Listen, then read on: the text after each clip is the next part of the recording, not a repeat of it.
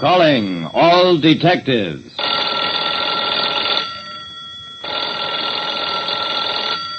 When crooked gamblers invade a carnival, when mob violence is ready to break out, could you halt it?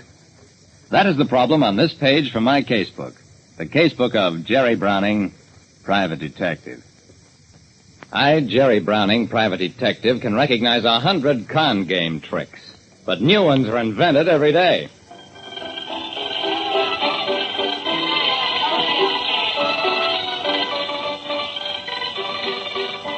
As I followed Al Robertson, owner of the Robertson Carnival, through the grounds, I noticed that the rides weren't getting much of a play, but that little crowds were clustered around most of the take-a-chance booths.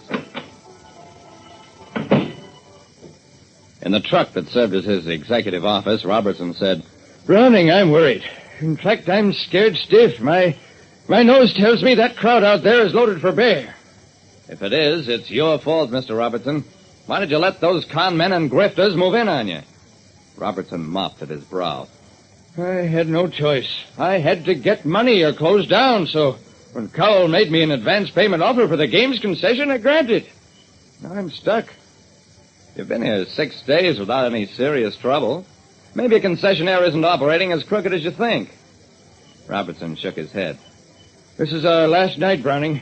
That's when trouble always comes. When the people have been fleeced, realize you're moving on, and there's no more chance to get even." Robertson shivered. "Hear that? It's a mob in the making.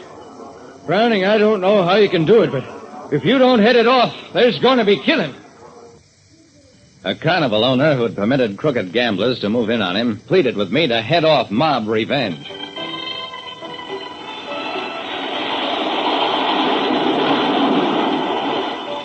The roller coaster that thundered past had only 3 or 4 riders, but at one of the take-a-chance booths... "Come on, folks, it's your last chance. We're folding in a couple of hours. Come on, double up and beat the house." The gambler working the Wheel of Fortune held a sheaf of $5 and $10 bills between his fingers. If the sullen crowd murmur bothered him, he certainly wasn't showing it.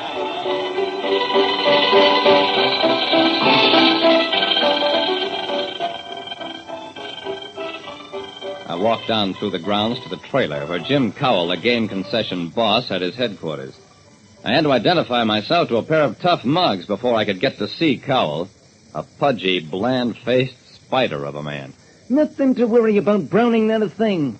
If Robertson has milk in his veins, I'll take full responsibility for getting the wagons out of here." "That's fine. Will you also take full responsibility for the people who get killed if a riot starts?"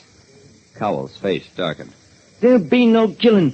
A couple of heads cracked, maybe. Nothing I can't square with a few bunks. Now get out of here."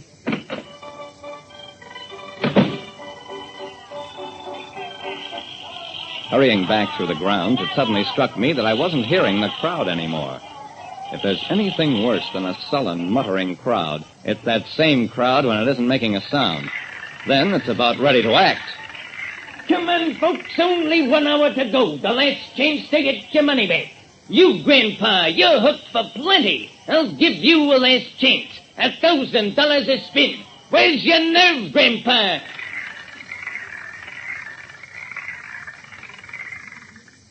The old man the gambler was picking on moved in, and as he did, the crowd moved with him.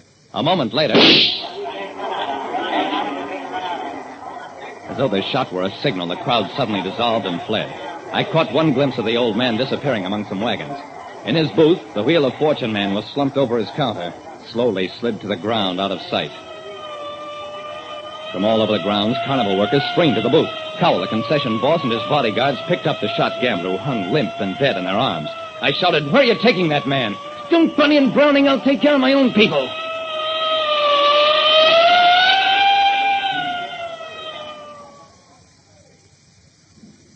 Two hours later, at local police headquarters, Cowell was bland and smiling again.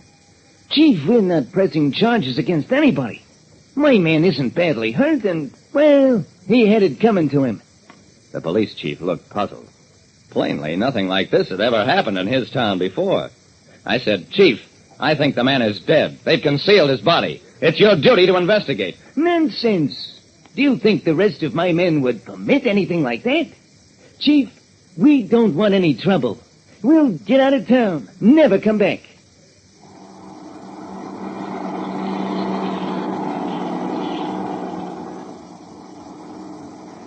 That's how it was. The police chief was so anxious to be rid of the carnival that he let them pack up and leave. And in Robertson's truck, a few hours later... Browning, maybe the man isn't dead. I shook my head. It was point-blank range. The killer couldn't have missed. If somehow he had missed, that mob would have torn the gambler to bits. Robertson's head sagged. Well, close down the carnival. If I don't, it'll be the same thing all over again at our next stand. Yeah? I guess you're right. A sudden thought struck me.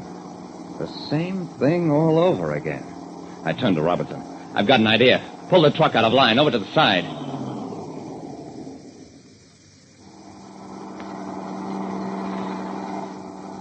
Hey, what's the matter, Browning?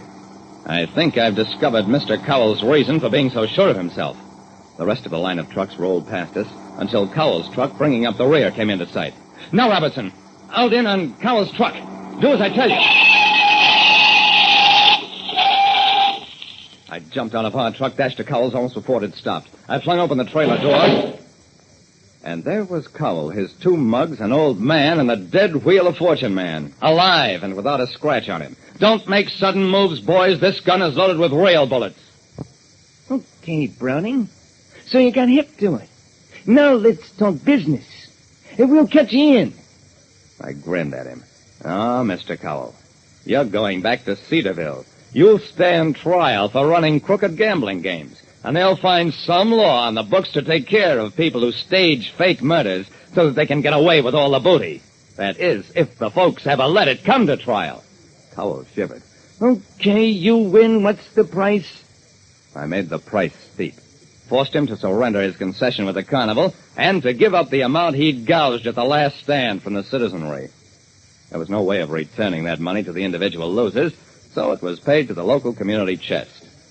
Like I said, you'll never learn con games as fast as people will think them up. It's a lot easier and smarter to keep away from them in the first place. Listen next time to Calling All Detectives.